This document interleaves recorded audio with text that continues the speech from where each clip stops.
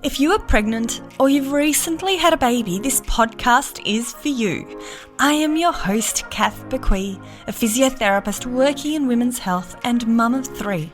Join me each week as we dive into all things pregnancy care, childbirth and postnatal recovery, helping you have a wonderful pregnancy and afterbirth experience.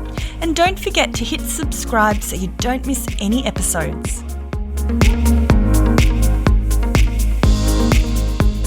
Well, hi there. Welcome to episode 18. And today I will be chatting about some of the things it is good to consider before getting back into running after you've had a baby. So if you don't know me, I'm your host, Kath Bequee. I am a mum of 3 young girls, a physio for women with 15 years experience, and I have an online community, FitNest Mama, which helps to provide pregnant and new mums with the exercises, support, and resources to move from the overwhelm, the physical aches and pains of pregnancy, the weakness felt after birth, and instead we replace that with the comfort and confidence they need to get their bodies and minds strong again so that they can get back to doing what they love with a bubba by their side.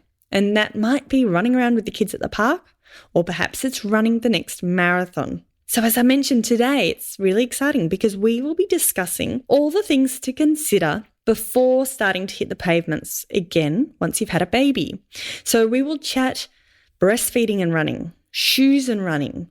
We'll discuss the impact of your weight and fitness on running, mood, sleep concerns, and more. And then next week, stay tuned because next week we'll discuss more the nitty-gritties, those considerations of doing the rehab for running. So be sure to stay tuned for next week too. Before we do jump into this episode, I do just want to let you know it's super exciting, but there is actually an upcoming FitNest Return to Running program. And in this 12-week program, you'll be able to participate in specific return to running exercises. So this will include pelvic floor and core and a return to running Pilates program. You will gain access to a graduated 12-week running plan. You'll have access to a pelvic floor checklist, screening tests for strength and stability, and you will get access to myself, Q&As and support with myself, all about the topic of returning to running, to answer any of your questions that you have along the way to help you successfully get back into running. So to sign up for this 12-week FitNest Return to Running Challenge, head to www.fitnestmama.com/running. So that's FITNESTMAMA.com/running. And the link is also in the show notes. All right, let's get into this episode.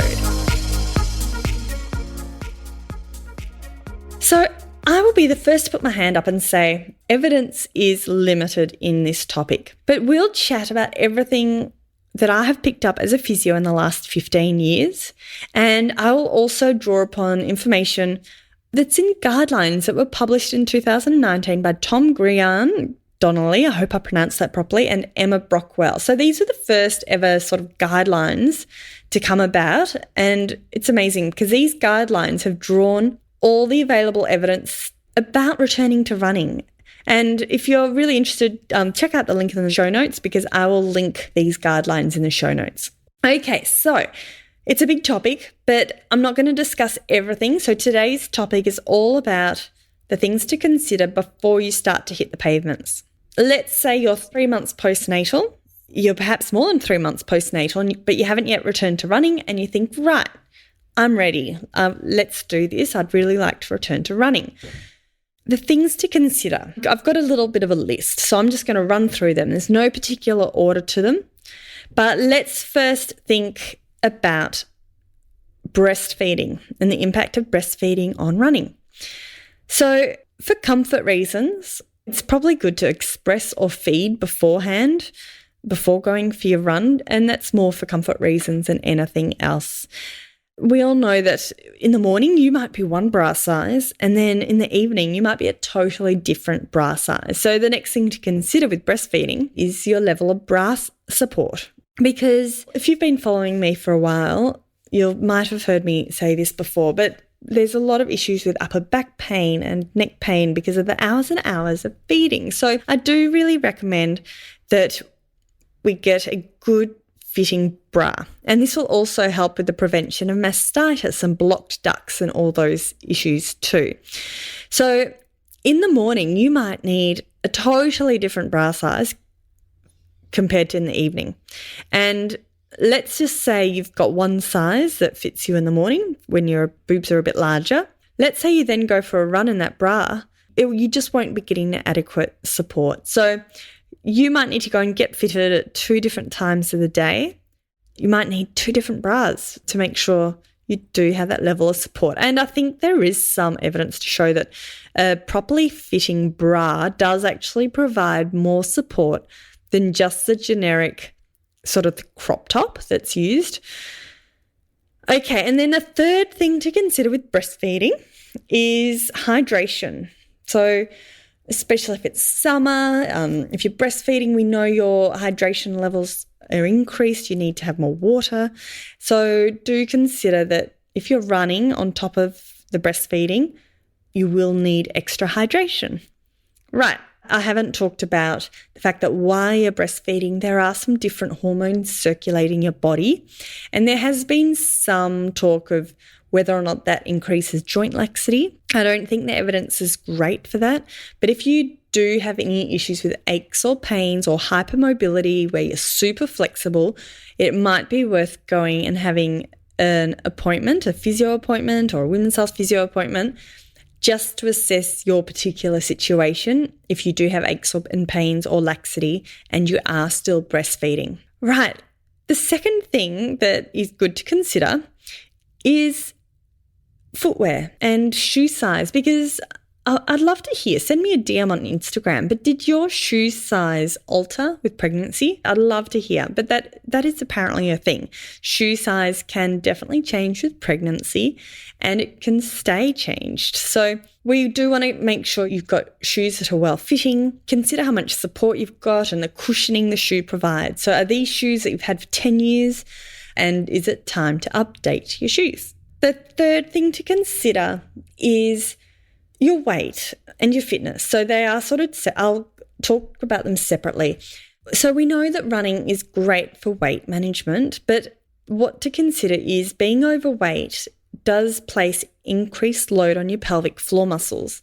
If you've got a BMI greater than 30, I think they say it is considered a higher risk for pelvic floor related symptoms. If you have got a BMI greater than 30, perhaps go and address those weight management issues prior to return to running. And perhaps you might need to have a period where you consider low impact options. So Pilates, swimming, there's heaps of low impact options out there, and a review with your dietitian. It's not to say you can't run, but it is thought that perhaps you should consider the weight side of things first before you start pounding the pavements, because you don't want to develop pelvic floor related issues such as incontinence or prolapse. Fitness is another consideration. Let's say you haven't really done much exercise for the last 5-10 years or pre-pregnancy.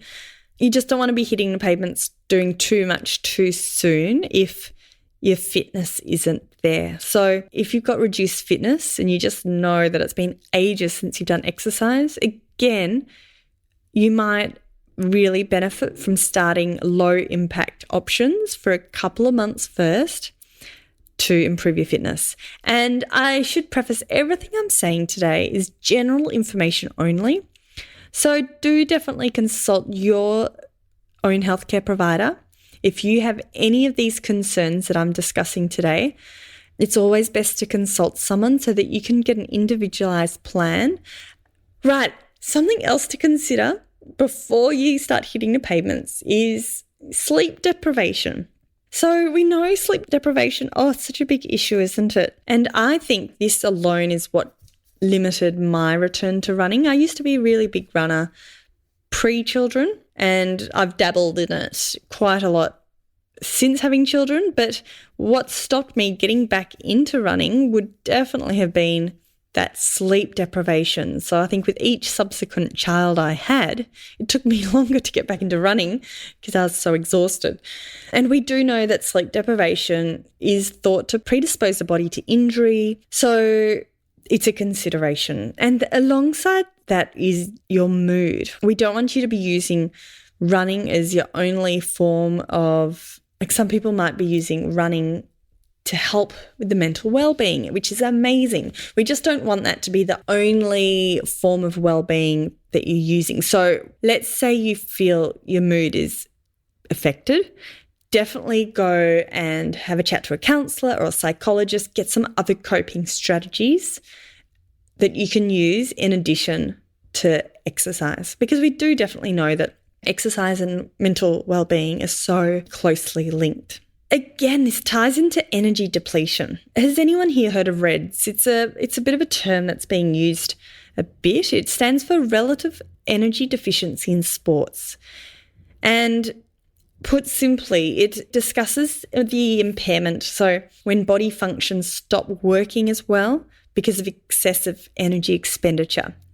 So let's think of all the daily demands of new mums: breastfeeding, sleep deprived, perhaps there's a social pressure to return to pre-pregnancy weight and all the rest. If you develop this energy depletion, so energy deficiency, REDS syndrome, there might be issues with bone density, those metabolic type issues. So it's good to consider that if you're feeling energy depleted, it is definitely something that's becoming better recognised, I think, because we don't want to be causing issues with bone density and causing a stress fracture by getting back into running when your body is just not ready.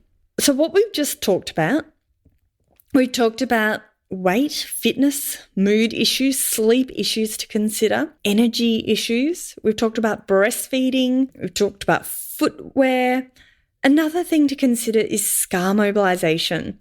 So if you've had a cesarean, or let's say you had an episiotomy, you might need to consider your scar mobility. So how restricted is that scar? So restricted scars might result in pain or restriction of movement and discomfort.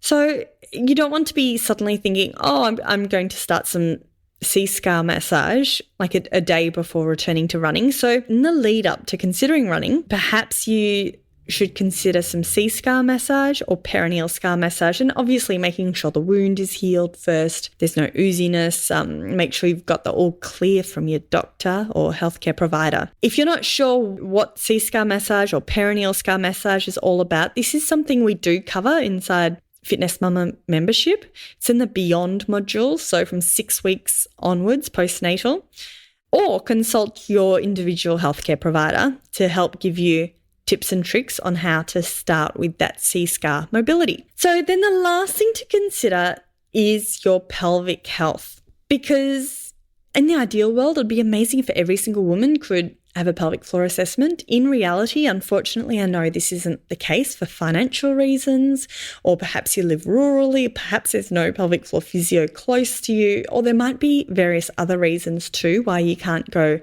and seek that one-on-one assistance. So for that reason, I have developed a pelvic health checklist. So again, the link is in the show notes.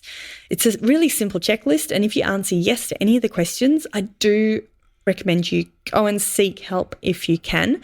And if you do answer yes to any of those questions, it highlights perhaps that that's an area that you might want to work on before returning to running. So it asks you questions about any leaking, incontinence, the prolapse, any vaginal bulge, heaviness, dragging, those sorts of symptoms. So the pelvic floor rehab really can start from day 1, day 2 after giving birth. And it's something I really encourage everyone to consider before starting the high impact exercise of running. So you really do want to make sure your pelvic floor muscles, you've been working them and exercising them. Have you been doing some strength exercises, some quick lifts, some long holds? Are you actually lifting your pelvic floor muscles correctly? So these are all things to consider. So I was hoping that would be a nice, short, sharp episode. I haven't even discussed so much in terms of returning to running, and so do stay tuned for next week. But to summarise, Ladies, consider your breastfeeding. Consider any scars that you want to start to mobilize. Consider your weight and your fitness and your mood levels and your sleep and energy levels. Last but certainly not least, we want to consider your pelvic health. So there we have it in a nutshell. Before we sign off, remember, if you want to join me for the 12-week FitNest Return to Running program, just head to fitnestmama.com/running. It starts in the first week of February. You'll gain access to a graduated running program. There's weekly Pilates classes that focused on running exercises and returning to running exercises, and you'll have Q&A and support with myself to help you successfully get back into running. My team and I will be putting together the show notes for this episode with all the links at fitnestmama.com. And ladies, if you enjoyed this episode, I would love it. It would just make my day if you could give me a rating and a review. And if you leave your name, I can give you a shout out too. It helps with the algorithm side of things. I don't know too much about it, but if you wanted to give me a rating if you enjoyed the episode and a review, that would be really appreciated.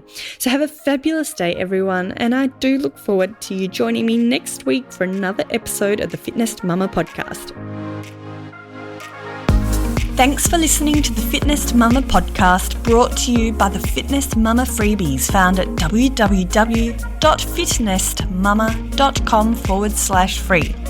So please take a few seconds to leave a review, subscribe so you don't miss an episode, and be sure to take a screenshot of this podcast, upload it to your social media, and tag me at FitNest Mama so I can give you a shout out too.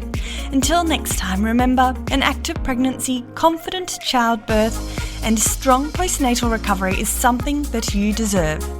Remember our disclaimer: materials and contents in this podcast are intended as general information only and shouldn't substitute any medical advice, diagnosis, or treatment. I'll see you soon.